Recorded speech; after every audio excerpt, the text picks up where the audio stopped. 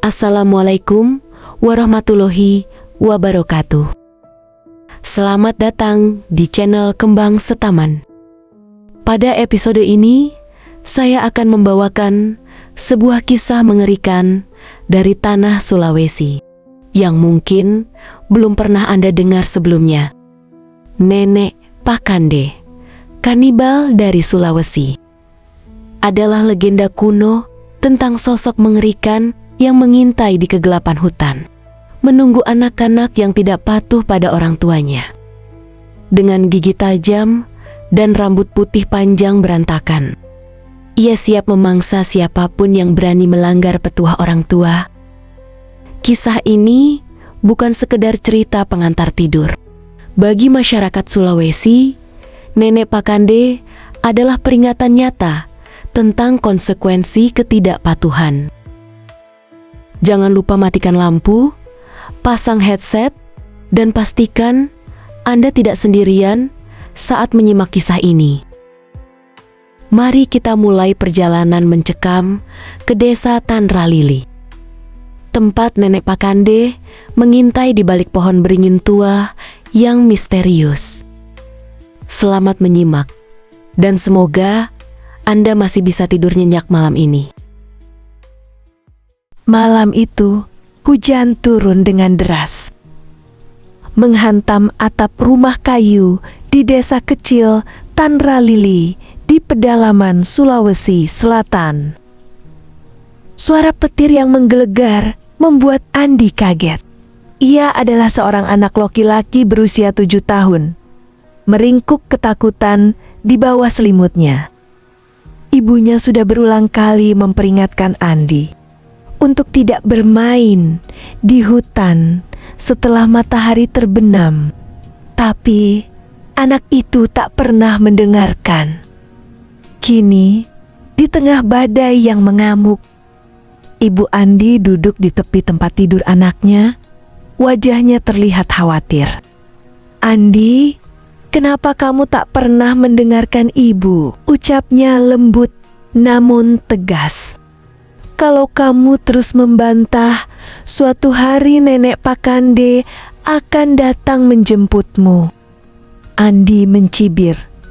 "Nenek Pakande itu tidak nyata, Bu. Itu cuma cerita untuk menakut-nakuti anak-anak." Ibunya tersenyum tipis. "Ada banyak hal di dunia ini yang tidak bisa dijelaskan, Nak. Dan Nenek Pakande adalah salah satunya. Dia nyata bagi mereka yang percaya, dan terutama bagi anak-anak yang tidak patuh pada orang tuanya." Mata Andi mulai memberat. Suara hujan di luar menjadi suara yang menenangkan, membawanya perlahan ke alam mimpi. Sebelum terlelap sepenuhnya, ia masih sempat mendengar bisikan ibunya. "Ingat, Andi, jangan pernah bermain di dekat pohon beringin tua itu lagi." Keesokan harinya, langit berwarna cerah, seolah tidak pernah ada badai yang mengamuk semalam. Andi berlari keluar rumah, mengabaikan peringatan ibunya untuk sarapan terlebih dahulu. Ia langsung menuju tempat persembunyian rahasianya, sebuah pondok kecil yang ia bangun bersama teman-temannya di tepi hutan, tak jauh dari pohon beringin tua yang dilarang oleh ibunya. Di sana, ia bertemu dengan Daeng dan Wati, sahabat-sahabatnya yang sudah menunggu. "Kemarin kamu gak datang," protes Daeng sambil mengunyah mangga muda. "Ibuku melarangku keluar waktu hujan," jawab Andi. "Katanya nanti Nenek Pakande akan menangkapku." Wati, gadis kecil berambut kepang, merinding. "Nenekku juga sering bercerita tentang Nenek Pakande. Katanya, dia seorang wanita tua bertubuh besar dengan gigi tajam sepanjang jari. Dia tinggal di dalam hutan dan memakan anak-anak yang pembangkang. Itu hanya cerita untuk membuat kita takut, balas Andi berusaha terdengar berani. Meskipun ia mulai merasakan ketidaknyamanan. Tapi Arman hilang minggu lalu, Daeng berbisik. Dan terakhir kali dia terlihat bermain di dekat pohon beringin itu. Mereka bertiga menatap ke arah pohon beringin tua yang menjulang tinggi di kejauhan. Batangnya yang besar dan akar-akarnya yang menjuntai ke tanah memberikan kesan mistis. Konon, pohon beringin adalah tempat tinggal makhluk-makhluk halus. Jangan bicara sembarangan, Andi memperingatkan. Meskipun jantungnya mulai berdebar kencang. Arman pindah ke kota bersama keluarganya. Tapi tidak ada yang berpamitan. Wati menambahkan, mereka pergi begitu saja.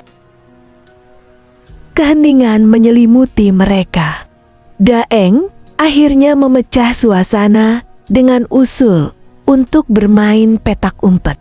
Andi ditunjuk sebagai pencari pertama. Ia menutup matanya dan mulai menghitung. Sementara kedua temannya berlari mencari tempat persembunyian. 8, 9, 10. Siap atau tidak? Aku datang. Andi membuka matanya dan mulai mencari. Ia dengan mudah menemukan Wati yang bersembunyi di balik semak belukar. Namun, ia tidak bisa menemukan Daeng dimanapun. Daeng, keluar kau, aku menyerah, teriak Andi setelah mencari selama hampir setengah jam. Tidak ada jawaban. Mungkin dia pulang duluan, usul Wati. Wajahnya mulai pucat. Tanpa memberitahu kita, tidak mungkin, bantah Andi. Keduanya mulai mencari lebih jauh ke dalam hutan. Tanpa sadar mendekati pohon beringin yang dilarang. Ketika Andi menoleh, ia terkejut mendapati mereka telah berada begitu dekat dengan pohon itu. Wati, kita harus kembali, bisiknya. Namun, sebelum mereka bisa beranjak, sebuah suara parau terdengar dari balik pohon. Anak-anak manis, kenapa terburu-buru pulang? Nenek punya banyak makanan lezat di rumah. Darah Andi seakan membeku. Ia melihat sesosok wanita tua berjalan tertatih keluar dari balik pohon beringin. Tubuhnya tinggi dan kurus dengan rambut putih panjang yang tidak terurus. Tapi yang paling mengerikan adalah giginya. Panjang dan tajam seperti taring hewan buas. Wati menjerit dan langsung berlari, meninggalkan Andi yang terpaku di tempatnya. Sosok itu yang pasti adalah nenek Pakande tersenyum mengerikan. Teman kecilmu yang satunya sangat lezat. Tapi aku masih lapar dan kamu, anak nakal yang tidak patuh pada ibumu, akan menjadi santapan lezat selanjutnya. Seakan tersadar dari pesan ibunya, Andi berbalik dan berlari sekuat tenaga. Ia bisa mendengar suara tawa melengking nenek Pakande di belakangnya. Seperti lonceng kematian yang bergema di seluruh hutan. Napasnya terengah-engah ketika ia akhirnya sampai di rumah. Ibunya sedang memasak di dapur dan terkejut melihat keadaan Andi. Apa yang terjadi? Kenapa kamu pucat sekali? Andi menjelaskan dengan terbata-bata tentang apa yang mereka alami di hutan. Tentang hilangnya Daeng dan pertemuan mereka dengan nenek Pakande. Wajah ibunya langsung berubah. Bukankah ibu sudah melarangmu bermain di dekat pohon beringin itu? Maafkan aku, Bu, Ishak Andi. Aku tidak percaya kalau nenek Pakande benar-benar ada. Ibunya memeluknya erat. Nenek Pakande tidak akan memasuki rumah jika kamu patuh pada orang tua. Mulai sekarang, dengarkan nasihat ibu, ya? Malam itu, hujan kembali turun dengan deras. Andi tidak bisa tidur, teringat akan nasib Daeng. Ia berdoa dalam hati agar temannya baik-baik saja. Meskipun dalam lubuk hatinya yang terdalam, ia tahu bahwa Daeng mungkin tidak akan pernah kembali. Di tengah malam, Andi terbangun karena mendengar suara ketukan di jendela kamarnya. Ia mengintip dari balik selimut dan melihat sosok Daeng berdiri di luar, basah kuyup oleh hujan. "Andi, tolong buka jendelanya," bisik Daeng. Dengan tangan gemetar, Andi mendekati jendela. Namun, saat ia hampir membukanya, ia melihat sesuatu yang tidak beres. Mata Daeng terlihat kosong. Dan di belakangnya, samar-samar ia bisa melihat sosok tinggi nenek Pakande tersenyum dengan gigi-gigi tajamnya. Andi mundur ketakutan. Ia teringat perkataan ibunya dan tidak membuka jendela. Ia berlari ke kamar ibunya, membangunkannya dengan panik. "Ada Daeng di luar jendela, Bu, tapi dia bersama nenek Pakande." Ibunya langsung bangun dan menggendong Andi ke kamarnya. Ketika mereka sampai, tidak ada siapapun di luar jendela. Hanya ada hujan yang turun dengan deras. "Mungkin kamu bermimpi," hibur ibunya, meskipun wajahnya terlihat cemas. "Tapi aku melihatnya, Bu. Daeng ada di sana dan nenek Pakande juga." Ibunya memeluknya erat. "Kita akan pergi ke dukun besok pagi. Dia akan memberi kita jimat pelindung." Keesokan harinya, seluruh desa gempar dengan berita hilangnya Wati. Orang tuanya mengatakan bahwa Wati menghilang dari kamarnya tadi malam. Jendela kamarnya terbuka lebar, seolah ia melompat keluar. Andi merasa bersalah. Ia yakin nenek Pakande telah mengambil Wati juga, sama seperti Daeng. Dan semua ini terjadi karena mereka tidak mendengarkan peringatan orang tua mereka. Dukun desa, seorang pria tua bernama Puang Matata, dipanggil untuk memberi perlindungan pada seluruh desa. Ia melakukan ritual dan menggantungkan jimat di setiap rumah. Khusus untuk Andi, Puang Matata memberikan sebuah gelang dari akar tanaman yang dikatakan dapat mengusir roh jahat. Nenek Pakande adalah makhluk yang lapar akan anak-anak yang tidak patuh. Jelas Puang Matata. Dia telah ada sejak zaman nenek moyang kita. Tapi dia tidak bisa memasuki rumah atau menyentuh anak-anak yang menghormati orang tuanya. Malam itu, Andi tidur ditemani ibunya. Di tengah malam, ia kembali mendengar suara ketukan di jendela. Kali ini, ia melihat Wati dan Daeng berdiri di luar. Mata mereka kosong dan tubuh mereka basah kuyup meskipun tidak hujan.